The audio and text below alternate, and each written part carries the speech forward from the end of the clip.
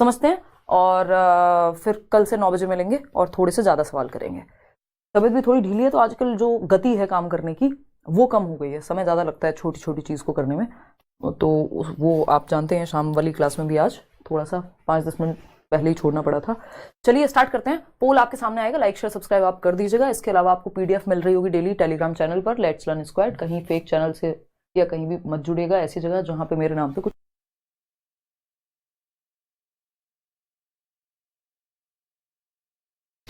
Yes we are live now. Hello friends, this is Himanshi and welcome to let's learn. Discuss करेंगे आज हम Hindi pedagogy को, और आपके कुछ प्रैक्टिस सेशंस रहेंगे जो आपको हिंदी पेडागोजी सॉल्व करने में पेपर 1 हो पेपर 2 हो मदद करेंगे। लैंग्वेज 1 हो लैंग्वेज 2 हो, पेडागोजी का सिलेबस एकदम सेम है। तो अगेन वही तरीका, कुछ नए कुछ पुराने जो जरूरी क्वेश्चंस हैं। पुराने मतलब ये नहीं हम 2016 के क्वेश्चंस करेंगे, कुछ क्वेश्चंस जो है हम उस तरह के रखेंगे जो पिछले एटलीस्ट 3 पेपर में, एक तो ये जो अभी हुआ क्योंकि इसमें पैटर्न चेंज हुआ है हिंदी और इंग्लिश का, हल्का सा जो इंग्लिश में पूछा जाता था उसी को ट्रांसलेट करके अब ये हिंदी में भी पूछ लेते हैं। तो जो अगस्त वाला पेपर है उससे पहले क्या आपका जो है ऑनलाइन पेपर है 2 साल के, तो ये प्रीवियस ईयर इतना करना जरूरी है। तो स्टार्ट करते हैं। Language 1 language 2 paper 1 paper 2। सभी को गुड इवनिंग, नमस्कार, राम राम, सत श्री अकाल, अस्सलाम वालेकुम, what do you feel connected with. थोड़ा सा क्या हम आज थोड़े ज्यादा लेट हैं, इसलिए मैं पहले 30 क्वेश्चंस कराने वाली थी, बट अभी हम 15 क्वेश्चंस करेंगे। आप इसको समझें और एक टेस्ट की तरह भी आप ले सकते हैं, क्योंकि ऐसा नहीं है अगर आपने मैराथन वगैरह देखी हुई है या फिर आपने नोट्स पढ़े हैं, है ना, और थोड़ा सा ये क्वेश्चन सॉल्व करने के तरीके पे ज्यादा अभी निर्भर हैं चीजें। ऐसा नहीं है कि बहुत नई चीजें इंट्रोड्यूस हो गई हैं, है ना। समझते हैं और फिर कल से 9 बजे मिलेंगे और थोड़े से ज्यादा सवाल करेंगे। तबीयत भी थोड़ी ढीली है तो आजकल जो गति है काम करने की वो कम हो गई है, समय ज्यादा लगता है छोटी छोटी चीज को करने में। तो वो आप जानते हैं, शाम वाली क्लास में भी आज थोड़ा सा 5-10 मिनट पहले ही छोड़ना पड़ा था। चलिए स्टार्ट करते हैं। पोल आपके सामने आएगा, लाइक शेयर सब्सक्राइब आप कर दीजिएगा। इसके अलावा आपको पीडीएफ मिल रही होगी डेली टेलीग्राम चैनल पर, लेट्स लर्न स्क्वाड। कहीं फेक चैनल से या कहीं भी मत जुड़िएगा, ऐसी जगह जहां पे मेरे नाम पे कुछ फेक बेचा जा रहा हो, है ना। इसके अलावा सीटेट के बैच में आप एनरोल हो सकते हैं, वहां मैं सीडीपी कंप्लीट आपकी ले रही हूँ, क्लासेस डेली चल रही हैं करियर विल ऐप डाउनलोड करके, ठीक है ना। और बाकी टीचर्स हैं अपने अपने सब्जेक्ट के लिए। फर्स्ट क्वेश्चन से शुरुआत करते हैं। ये हिंदी पेडागोजी है, प्लीज ये मत कहिएगा कि इंग्लिश में भी इसको ट्रांसलेट करके क्वेश्चन दिखा दो, क्योंकि फिर ये हिंदी पेडागोजी का फायदा बचेगा नहीं। क्वेश्चन नंबर 1 देखिएगा, शिक्षार्थियों के लिए भाषा शिक्षण अधिगम के लिए कौन सा कक्षाई संसाधन नहीं है, यानी हम ये कह सकते हैं कि कौन सा एक टीचिंग लर्निंग मटेरियल नहीं है, टीचिंग लर्निंग प्रोसेस के लिए क्लासरूम रिसोर्स नहीं है। रिसोर्स भी, हाँ रिसोर्स कह सकते हो आप इसको, हालांकि इनका ये ट्रांसलेशन थोड़ा सा गड़बड़ है इस वाले क्वेश्चन का, लेकिन ये इन्होंने इस बार ही पेपर 2 में पूछा हुआ क्वेश्चन है, तो इसको हम इग्नोर नहीं कर सकते, थोड़ा सा हमें आइडिया लेना पड़ेगा, ठीक है जी। तो पोल में आप जवाब दे रहे हैं, 41% लोग बी कह रहे हैं। समझते हैं कहानी क्या है। देखिए, पठन कोने का मतलब होता है रीडिंग कॉर्नर। ये अब आप इस बात को तो गांठ बांध लीजिए कि आपको हिंदी पेडागोजी इंग्लिश में ट्रांसलेट करके समझनी पड़ेगी, क्योंकि ये जो इंग्लिश पेडागोजी के क्वेश्चंस जिस तरह से पूछे जाते थे उसी को ट्रांसलेट मार के हिंदी में दे देते हैं, जो नोटिस कर पा रहे हैं हम लोग पिछले 2 से 3 बार से, 2 बार का ऑनलाइन और इस बार का ऑफलाइन भी। तो रीडिंग कॉर्नर कहते हैं इसको, पठन कोना को। देखिए, रीडिंग कॉर्नर जो है, ऐसा नहीं है कि इसको हम ये नहीं कह सकते कि भैया ये एक टीचिंग का संसाधन नहीं हो सकता, क्लासरूम में एक रीडिंग कॉर्नर बनाया जा सकता है, कोई बहुत बड़ी बात नहीं है। कक्षा पुस्तकालय की अगर हम बात कर रहे हैं तो ऑफकोर्स अगर एक लाइब्रेरी क्रिएट की गई है क्लासरूम में तो वो भी अपने आप में एक रिसोर्स है, जो रीडिंग कॉर्नर है वो भी एक रिसोर्स है ना। कक्षाई प्रक्रियाएं जो हैं वो टीचिंग लर्निंग मटेरियल में हम काउंट नहीं करेंगे, रिसोर्स तो ये भी अगर देखा जाए, लेकिन इनके पूछने का मतलब यहां जो है वो कक्षाई प्रक्रियाएं हैं, मतलब एक एक्टिविटी है, जो क्लासरूम एक्टिविटीज है। कक्षाई मतलब क्लासरूम और प्रक्रियाएं मतलब एक्टिविटीज। तो क्लासरूम एक्टिविटीज अपने आप में एक प्रोसेस है, जबकि यहाँ पे बात हमसे मटेरियल की कर रहे थे अगर देखा जाए तो, क्योंकि 3 ऑप्शंस जो हैं वो एक ही जैसे हैं। शब्द दीवार मतलब जो आपका वर्ड क्या कहेंगे उसको, वॉल, जिसपे आपको अलग अलग वर्ड्स मतलब वोकैब में आपको मदद मिलेगी। ऐसा रिसोर्सेज होते हैं ना, दीवारों पे कुछ चिपका हुआ है, ये हुए। तो ये तीनों ही चीजें किसी एक रिसोर्स के बारे में बात कर रहे हैं, रिसोर्स छोड़ दीजिए, मटेरियल के बारे में बात हो रही है, टीचिंग लर्निंग मटेरियल के रूप में जिसको यूज किया जा सके।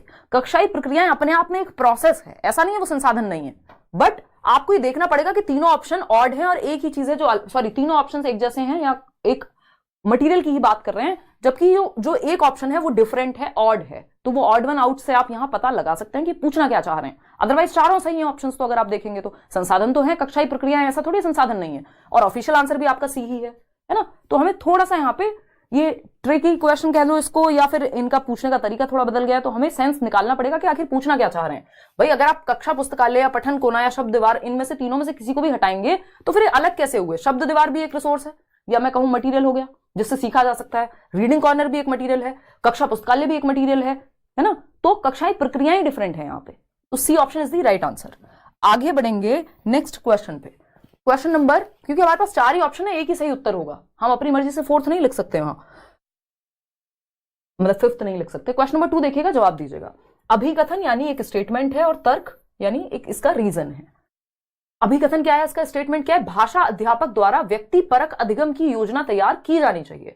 यानी व्यक्तिपरक अधिगम क्या होता है? इंडिविजुअलाइज्ड एजुकेशन प्लान, यानी इंडिविजुअल नीड्स को ध्यान में रखते हुए अलग अलग बच्चे होंगे, उनके हिसाब से व्यक्तिपरक अधिगम की योजना बनानी चाहिए। आईईपी भी कह देते हैं स्पेशल एजुकेशन में तो इसको, है ना। उसी तरह की एक बात है यहाँ पे कि इंडिविजुअल नीड्स को ध्यान में रखते हुए कि ये बच्चा ऐसे सीख पाएगा, मल्टीपल तरीके पढ़ाने के लाने चाहिए। ये बात सही है या नहीं है? बिल्कुल सही है। क्या दिक्कत है इसमें? ट्रू है, ये बात परफेक्ट है। रीजन क्या है इसका?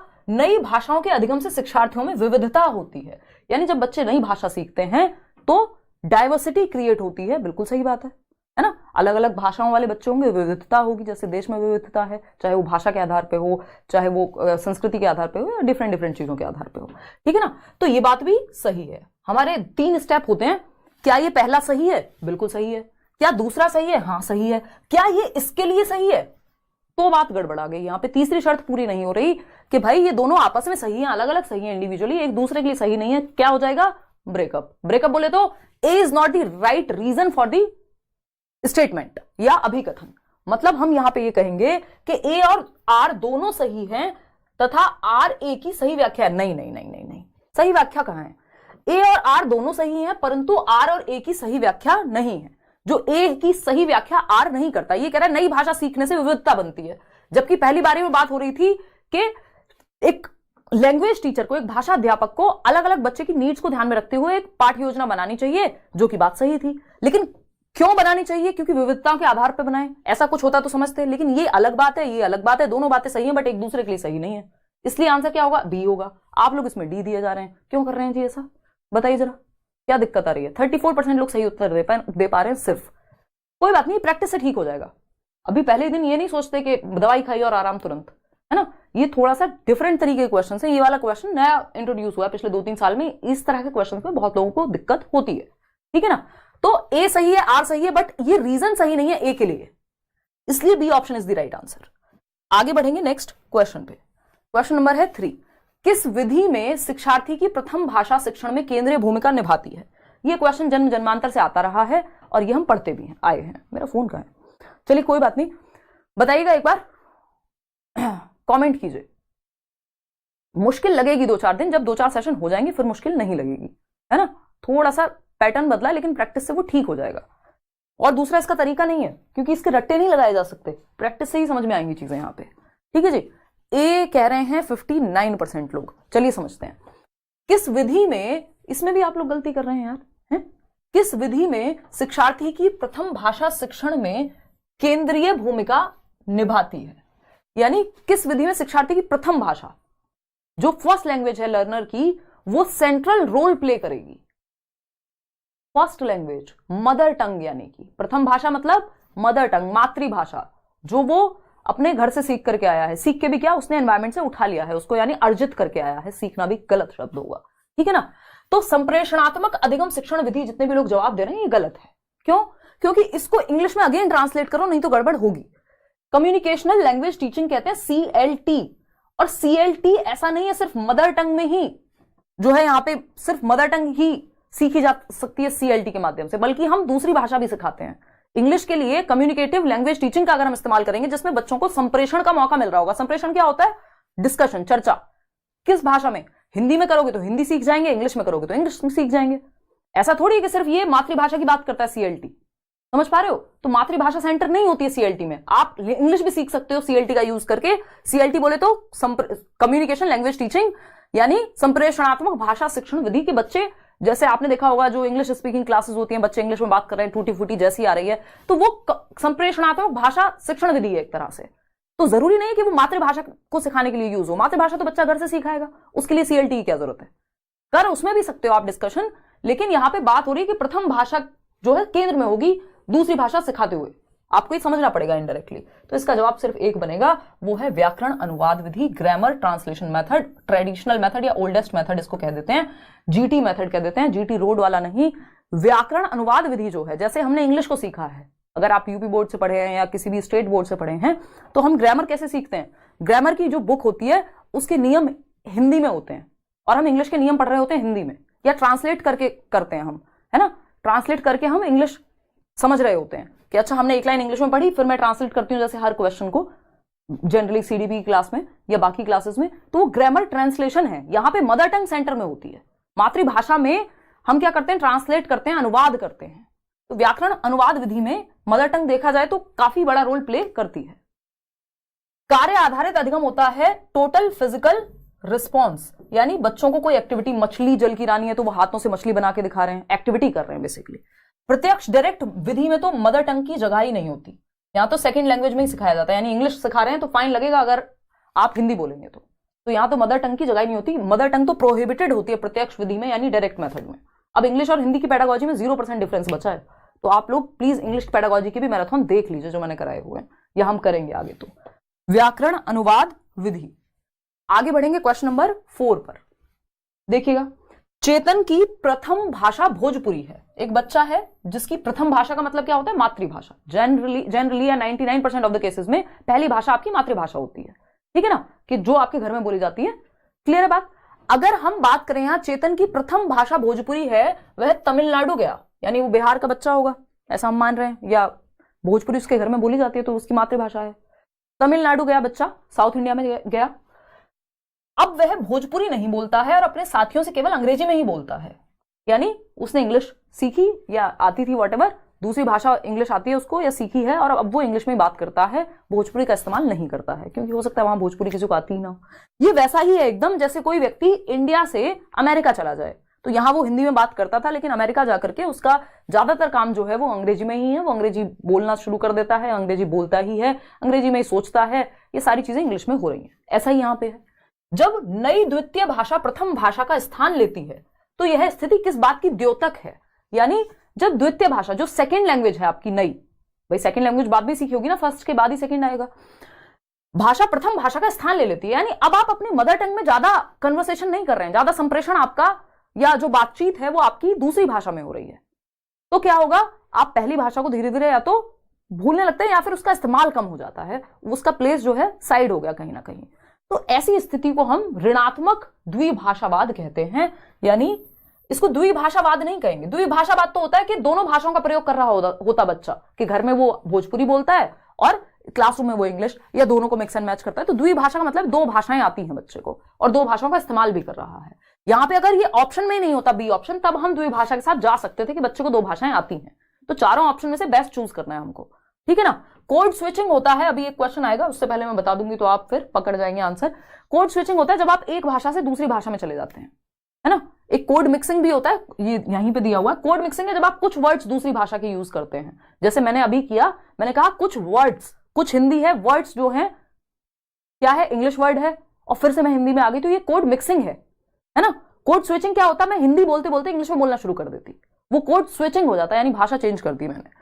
लेकिन ये है ऋणात्मक द्विभाषावाद, क्योंकि आपने दूसरी भाषा सीखी और पहली भाषा का आपने इस्तेमाल बंद कर दिया, तो ये नेगेटिव कह लीजिए इसको आप, है ना, द्विभाषावाद, यानी दूसरी भाषा यूज नहीं हो रही है। तो B option is the right answer. जल्दीबाजी में हमको जवाब नहीं देना है, क्योंकि दूसरी भाषा ने स्थान ले लिया पहली भाषा का, आपको ये देखना पड़ेगा। तो अगर 20 साल बाद कोई अमेरिका से आ रहा है तो उसको मुश्किल होती है हिंदी में बात करने में, कई बार मतलब उसको नॉर्मलाइज करना पड़ेगा, 2 दिन लग जाएंगे शायद, ऐसा नहीं है वो भूल जाएगा, ठीक है ना, कि वो फ्लो, नेचुरल फ्लो जो है बच्चे का तमिलनाडु में जाकर के इंग्लिश में बन गया है, जबकि भोजपुरी उसको पहले आती थी।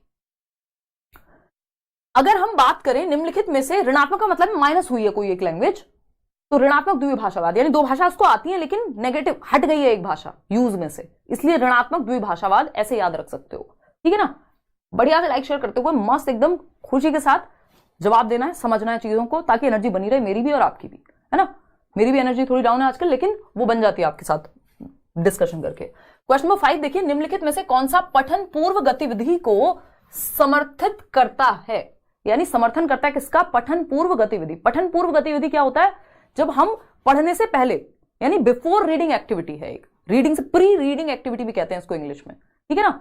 इंग्लिश में ट्रांसलेट कर लेंगे तो इजी हो जाएगा, अब आप बच नहीं सकते क्योंकि इन्होंने ट्रांसलेट करके हिंदी पेडागोजी देने लग गए हैं, ठीक है ना।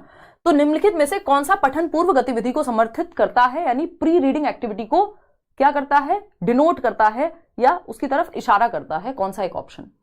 यानी जो एक्टिविटी रीडिंग से पहले हो, एक तो होती है प्री रीडिंग एक्टिविटी, दूसरी होती है पोस्ट रीडिंग और तीसरा होता है ड्यूरिंग रीडिंग, यानी रीडिंग जब चल रही हो। तो प्री रीडिंग यानी पूर्व पठन की बात हो रही है। पोस्ट पठन में हो सकता है आपको कोई अभ्यास कराने को दे दिया जाए, कुछ क्वेश्चंस पूछ लिए जाए आपसे पाठ के बारे में, जो पाठ में आया हो उसके बारे में। तो शिक्षार्थी को कार्य का सारांशीकरण, देखिए सारांशीकरण होता है समराइज करना पोस्ट, यानी उत्तर पठन की बात होगी। जब पढ़ लिया है आपने चैप्टर तब तो सारांश बता पाएंगे। मूवी देख के ही तो आप एक स्टोरी बताते हो किसी को, बिना मूवी देखे कहां से सारांश बता दोगे, या बिना कहानी पढ़े कहां से सारांश बताओगे।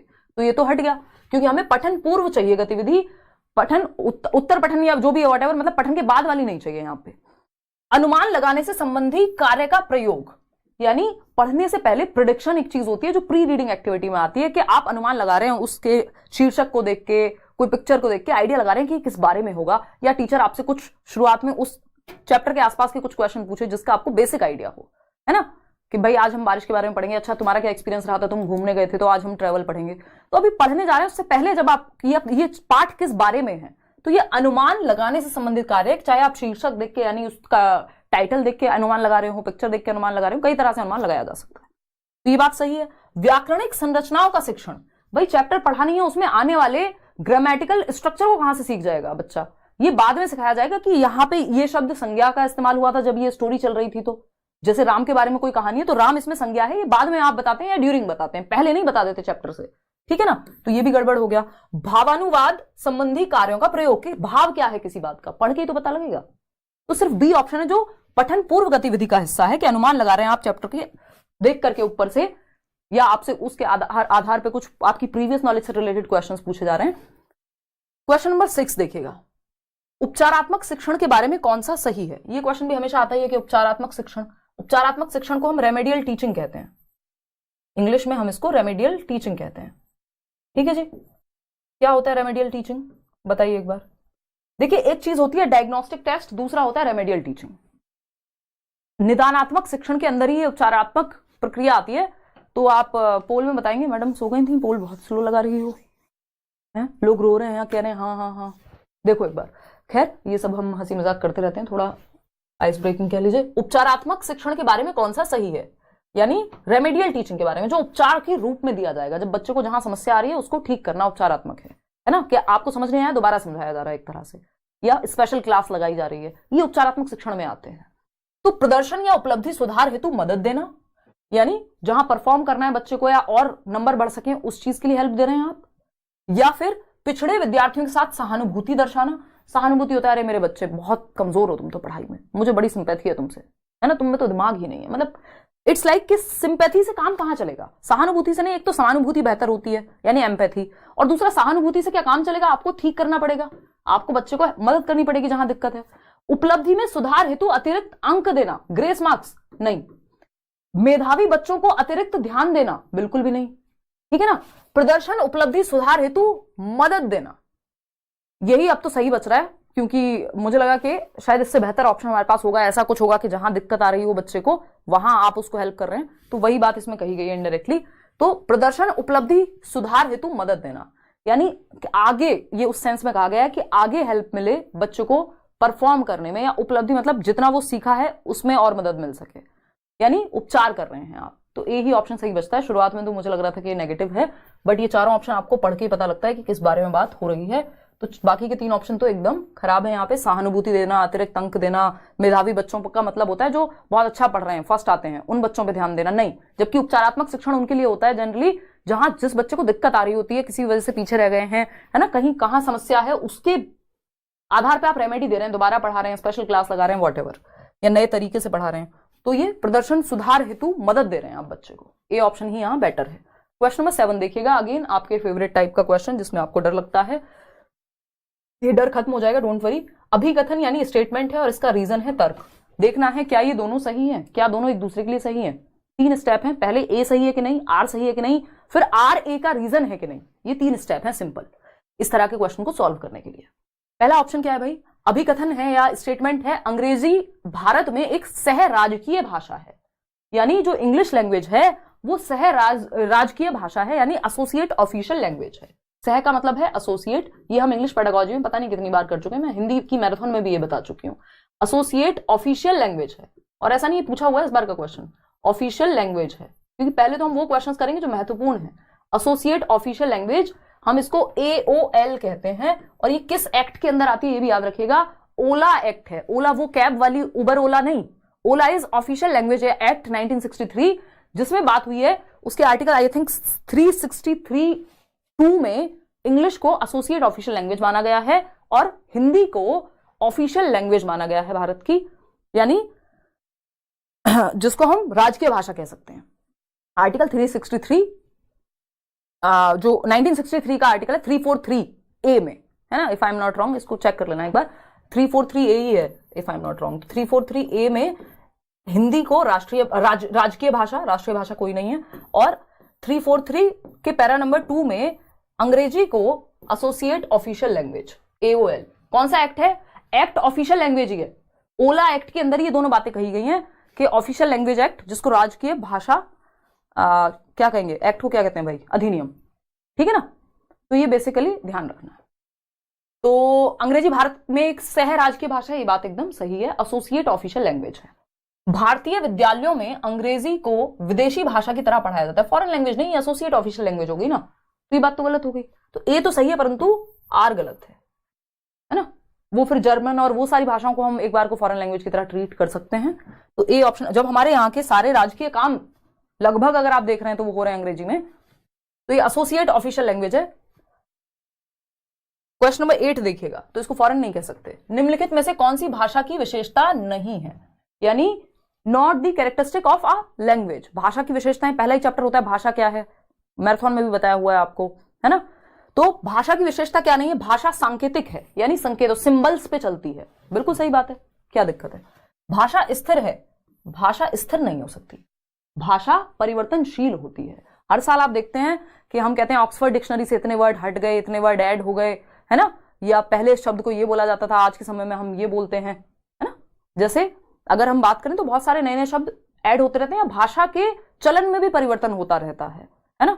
जैसे हम आज से शायद 20 साल पुरानी आप कोई मूवी उठा के देखिए, 20 तो कम हो जाएगा, 30 साल 35 साल पुरानी कोई मूवी उठा लीजिए पुराने जमाने की, और आज की मूवीज आप उठाइए, तो भाषा में परिवर्तन है। और इसी परिवर्तन को ज्यादा खतरनाक तरीके से दर्शा दिया था, कौन सी मूवी आई थी वो, रामायण के नाम पे मजाक, कौन सी मूवी थी, हाँ, तो जो भी थी जिसपे बड़ा बवाल हुआ था, तो लंका फलाने की, और ये वो जो डायलॉग थे, तो वो हम लोग जिन्होंने बचपन में वो वाली रामायण देखी है, हम सर पकड़ के बैठे थे, भाई साहब क्या चल रहा है, अब हंसे इस पे, रोएं इस पे, क्या करें, है ना, या तो उसको मजाक की तरह ले पाए। आदि पुरुष, एग्जैक्टली, हाँ। तो ये क्या है, भाषा समय के साथ बदल रही है, वो समय के साथ बदलने की कोशिश कर रहे हैं, कोशिश उन्होंने पूरी करी है कि समय के साथ बदल जाएं, है ना। कि आज के जमाने में जो मीम्स चल रहे हैं, जिस तरह से लोग बात करते हैं इंटरनेट पे, वो एकदम डिफरेंट है, आज से 30 साल पहले अलग थी, तो उसमें चेंज ले आए, ठीक है ना। तो वो चेंज कई बार खतरनाक हो जाता है, समाज उसको एक्सेप्ट नहीं करता, ठीक। तो भाषा स्थिर नहीं है, भाषा परिवर्तनशील है, समय के साथ बदलती रहती है। तो ये बात गलत है, और जो गलत है वही सही है, क्योंकि पूछा ही गलत था, विशेषता नहीं है पूछा था हमसे, सही है बात या नहीं, ठीक है जी। भाषा सामाजिक है, हाँ बिल्कुल सोशल है, समाज समय के साथ बदलता है, भाषा भी बदलती है ना। भाषा व्यवस्थित है, हाँ एक स्ट्रक्चर होता है लैंग्वेज में, ठीक है जी। हाँ, आदि पुरुष थी, समझ गए, मूवीज आपको भी सारी याद रहती हैं। चलिए आगे बढ़ते हैं, क्वेश्चन नंबर 9 देखिएगा एक बार, इसका जवाब दीजिएगा। अभिकथन, अभिकथन क्या है, एक स्टेटमेंट पढ़िए, पहले के ज्ञान के प्रत्यास्मरण के लिए विद्यार्थियों को संकेत देना महत्वपूर्ण है, यानी हम हिंट दे रहे हैं ताकि बच्चे के जो पुराना ज्ञान है या जो उसने सीखा है वो रिवाइज हो सके। बिल्कुल सही बात है, क्या दिक्कत है, हिंट दे सकते हो आप रिवीजन के लिए, जैसे अभी आपने आदि पुरुष के लिए मैंने हिंट दिया, आप समझ गए, ठीक, मुझे खुद नहीं याद आ रहा था तो मेरा भी रिवीजन हो गया। अब तर्क क्या है इसका, रीजन क्या है, पहले के ज्ञान के प्रत्यास्मरण से विद्यार्थियों को जानी गई भाषा से नई भाषा में संबद्धता स्थापित करने में मदद मिलती है। यानी पहले के ज्ञान के प्रत्यास्मरण से यदि हम प्रीवियस नॉलेज को क्या करेंगे, रिवाइज करा देंगे, तो विद्यार्थियों को जानी गई भाषा से नई भाषा में संबद्धता, यानी रिवीजन हो गया। आप जब कुछ नया सीख रहे होंगे तो हेल्प मिलेगी उसके बेसिस पे, क्योंकि आपको जो ऑलरेडी सीखा था वो आपको रिवाइज हो गया। बात तो सही है, दोनों बातें सही है ना, व्याख्या भी हो रही है, इसी के बारे में है जो रीजन है वो भी। चलिए क्वेश्चन नंबर 10 पे देखते हैं।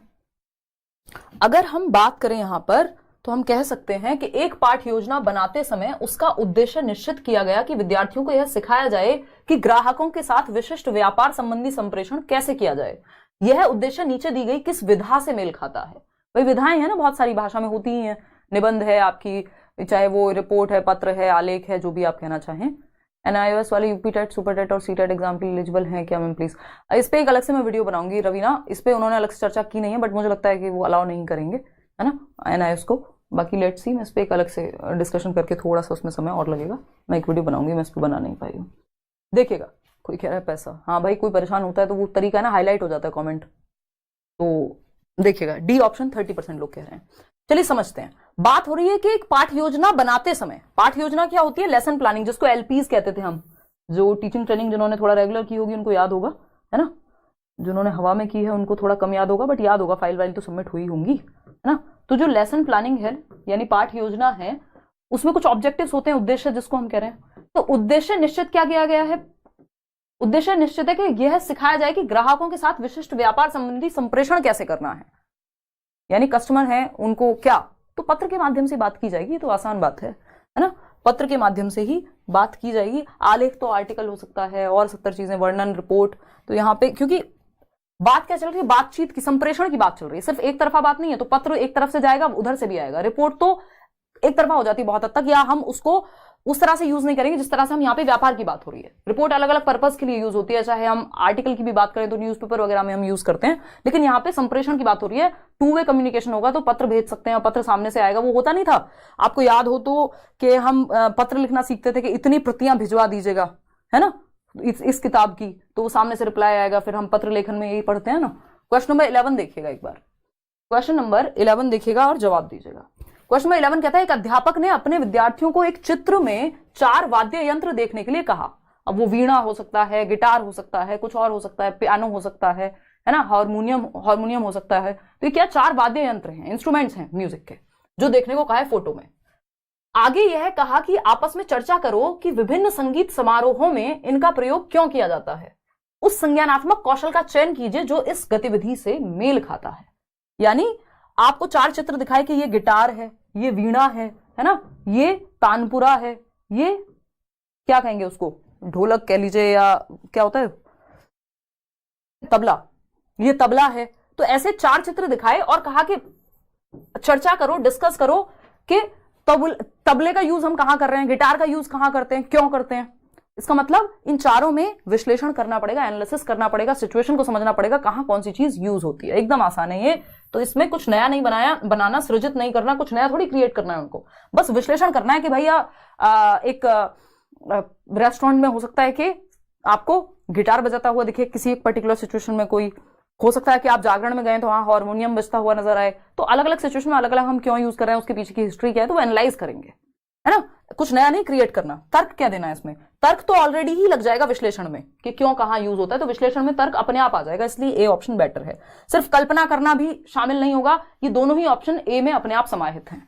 तो वो ऑप्शन बेटर है जो सबसे बेटर हो, या बाकियों को अपने अंदर समाहित कर ले, जो कि यहां ए था। देखिएगा क्वेश्चन नंबर 12 को, ये क्या कहता है भाई, जब एकल भाषी वक्ता, यानी एक ही भाषा आती है, भाषी वक्ता एक समान बोले गए या हाव भाव वाले विचार के भीतर वाक्य की औपचारिक से अनौपचारिक स्थिति में जाते हैं, तो वे किसमें संलग्न हैं। जैसे अभी जब मैं पढ़ रही हूं तो मैं एक औपचारिक भाषा का प्रयोग कर रही हूं, है ना, इसको प्रॉपर पढ़ रही हूं। अब मैं आपको मजाक मजाक में एग्जांपल जब मैंने दे रही थी वो आदि पुरुष वाला कि यार हम तो सर पकड़ के बैठ के, हम तो बचपन में दूसरी रामायण देखी थी, हो सकता है आजकल के बच्चे देखें तो उनको हंसी आए उस चीज पे, क्योंकि आज के समय में भाषा परिवर्तित हो चुकी है पहले से, है ना। अब जिसने देखा ही नहीं पहले का, या पता ही नहीं क्या चल रहा है, तो वो हो सकता है उसको नॉर्मल लगे वो चीज। तो अब इस चीज में क्या होगा, ये हम नॉर्मल इनफॉर्मल अनौपचारिक वे में चले गए, या मैं निशा से बात करने लगूं, या आपसे हंसती मजाक में, है ना, कुछ बात शुरू हो जाए, तो जो औपचारिक भाषा चल रही है उससे मैं अनौपचारिक में चली गई।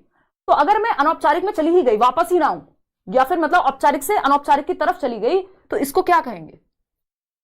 देखिए कोड मिक्सिंग तब होगा, कोड मिश्रण, जितने भी लोग जवाब दे रहे हैं, कोड मिश्रण होता है जब आप बीच में कोई वर्ड यूज कर ले रहे हैं। जैसे मैंने अभी बोला, बीच में कोई वर्ड यूज कर ले रहे हैं, यानी हिंदी चल रही है, बीच में मैंने दूसरी भाषा का प्रयोग कर लिया, यूज शब्द किसका, इंग्लिश भाषा का, तो ये कोड मिक्सिंग हो गया कि मैंने दो लैंग्वेज को मिक्स कर दिया, या कोई फ्रेज या कोई सेंटेंस यूज कर लिया हद से हद। लेकिन जब मैं एक लैंग्वेज से दूसरी लैंग्वेज में चली गई, या पूरी शैली ही बदल दी, मैंने स्टाइल ही चेंज कर दिया कि मैं पहले फॉर्मली बात कर रही थी और अब इनफॉर्मली करने लग गई, तो ये कोड स्विचिंग में आ जाएगा, क्योंकि पूरा स्टाइल चेंज हुआ है। कोड मिक्सिंग तब होगी जब आपने वर्ड्स को, फ्रेज को, सेंटेंस को बीच में ऐड कर लिया किसी और भाषा के या स्टाइल के। लेकिन कोड परिवर्तन है जब आप औपचारिक रूप से बात चल रही थी, अब आप अनौपचारिक स्थिति में चले गए, यानी पूरा स्विच ही कर लिया आपने, मिक्स नहीं किया इसमें बीच में, स्विच ही कर लिया, वे ही बदल लिया, अपना रास्ता ही बदल लिया। बोलियां, सामाजिक भाषा विज्ञान, ये सब तो बनेगा ही नहीं, क्योंकि इस बारे में सवाल है ही नहीं। चलिए आगे बढ़ेंगे। क्वेश्चन नंबर 13 देखिएगा, ये क्या कहता है आपसे, बच्चों के अपने समुदाय में दूसरों के साथ अनौपचारिक अंतःक्रियाएं, मित्रता और संबंध बनाना भाषा के किस स्वरूप के प्रयोग पर आधारित हैं।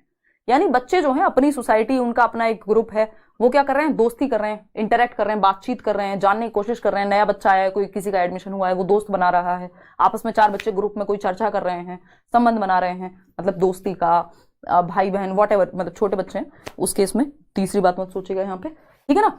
तो मित्रता का, तो ये सब जो, ये किस चीज का स्वरूप है, सामाजिक अंतःक्रिया का, है ना, अनुकूलन का, अडेप्ट करने का।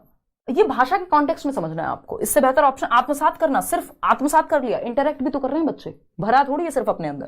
तो भाषा सामाजिकरण है कि भाई लिंग्विस्टिक सोशलाइजेशन, या हम लैंग्वेज के माध्यम से क्या कर रहे हैं, सामाजिकरण, एक दूसरे से मिल रहे हैं, एक दूसरे के साथ संबंध बना रहे हैं, इसी को सोशलाइजेशन कहते हैं एक तरह से। तो भाषा के माध्यम से हम सोशलाइज कर रहे हैं, रिश्ते बना रहे हैं, जान रहे हैं एक दूसरे को। ये ऐसा नहीं है, सांस्कृतिकीकरण नहीं है कि आप इंडिया से अमेरिका चले गए, उनके कल्चर को फॉलो करने लगे, वो एनकल्चरेशन होता है, ठीक है। C option is the right answer. Question number 14 देखिएगा, 15 ही क्वेश्चन आज हम करने वाले हैं। क्वेश्चन नंबर 15 है आपका, शब्दावली के प्रयोग, यानी जो वोकैबुलरी है आपकी, शब्दावली के प्रयोग के संबंध में व्याकरण शिक्षार्थियों को क्या करने की दृष्टि प्रदान करता है। यानी आपको वोकैब यूज कर रहे हैं आप, यानी आपकी जो शब्दावली है, शब्द भंडार है, वॉटेवर, व्याकरण शिक्षार्थियों को क्या करने की दृष्टि प्रदान करता है। यानी अगर आपको व्याकरण आता है, या व्याकरण कैसे मदद कर सकता है, या क्या दृष्टि प्रदान करेगा। तो पहला ऑप्शन है आपका, शब्दकोशीय बिंदु को अर्थपूर्ण और संप्रेषणात्मक अभिव्यक्ति में जोड़ पाना। यानी जो शब्दावली के प्रयोग से, यानी आपके पास शब्द हैं, तो शब्दकोशीय बिंदु को, यानी जो भी आप यूज कर रहे हैं, उसको अर्थपूर्ण और संप्रेषणात्मक अभिव्यक्ति में जोड़ पाना। यानी ऐसा नहीं है आपके पास 4 वर्ड हैं तो उनको कैसे भी टेढ़ा मेढ़ा बोल दिया, आप क्या कर पाते हैं, कॉन्टेक्स्ट में एक मीनिंगफुल वे में कनेक्ट कर पाते हैं और उसको कम्युनिकेट कर पाते हैं संप्रेषणात्मक अभिव्यक्ति में, यानी एक्सप्रेस कर पाते हैं प्रॉपर। क्यों? क्योंकि आपको व्याकरण भी आता है, आपको सेंटेंस बनाना आता है शब्दों के साथ, तो व्याकरण मदद कर देगा उस चीज में। बात तो सही है। सुनी गई बातों को मौखिक रूप से कह पाना, सिर्फ ऐसा तो फिर व्याकरण नहीं आता होगा, वो भी व्यक्ति कह पाएगा, थोड़ा व्याकरणिक रूप से गलत हो सकता है बट बात तो कह पाएगा। उच्चतर कक्षाओं में औपचारिक लेखन के प्रारूप तैयार करना, सिर्फ ऐसा थोड़ी है कि सिर्फ व्याकरण है तो हम सिर्फ लेखन के माध्यम से ही उसका इस्तेमाल कर पाएंगे, वो कैब की बात हो रही है ना यहाँ पे। औपचारिक स्थितियों में वृहत्तर सटीकता और विश्वास के साथ बात करना, सिर्फ फॉर्मल स्थिति में ही, फॉर्मल सिचुएशन में ही आप किसी ऑफिस में गए हुए हैं तभी ठीक से सटीक से बात कर पाएंगे। अगर आपको व्याकरण आती है तो नॉर्मली भी तो आपकी भाषा में परिवर्तन हो जाएगा, अर्थपूर्ण ढंग से कह पाएंगे अपनी बात को, कम्युनिकेट अच्छे से कर पाएंगे, है ना। तो ए ऑप्शन ज्यादा बेहतर है बाकियों से, ऐसा नहीं है कि बाकी गलत है। लास्ट क्वेश्चन पे चलते हैं। क्वेश्चन नंबर 15 देखिएगा।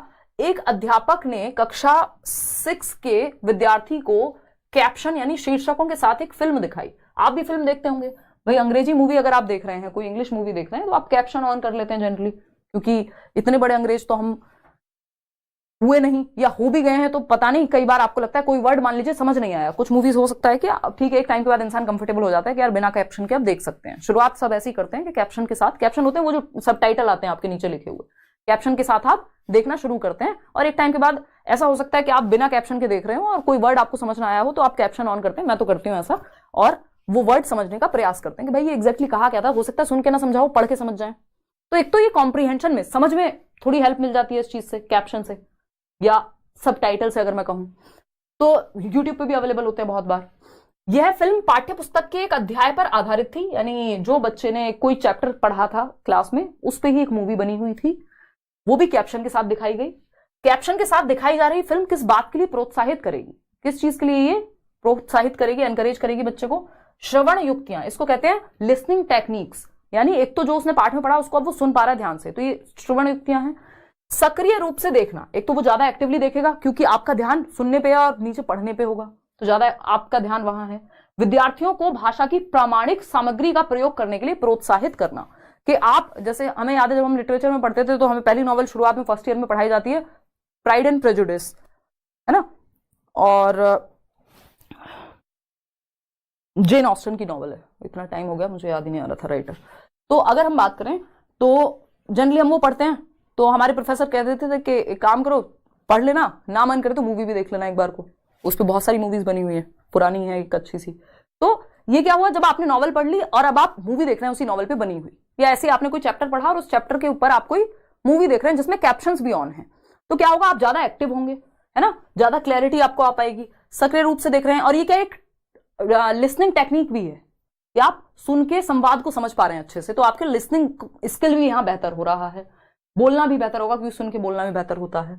और भाषा की प्रामाणिक सामग्री का प्रयोग करने के लिए प्रोत्साहित कर रहे हैं कि भाई जो आप पढ़ रहे हैं वो सिर्फ पढ़ने में नहीं है, वो एक आपको एक ऑथेंटिक टास्क या एक ऑथेंटिक मटेरियल भी दे दिया उससे संबंधित जो बना हुआ है, ठीक है ना। सक्रिय रूप से देखना और सुनना वो सब इसमें अपने आप आ जाएंगे। विद्यार्थियों को प्रोत्साहित कर रहे हैं फिल्म देखने के लिए।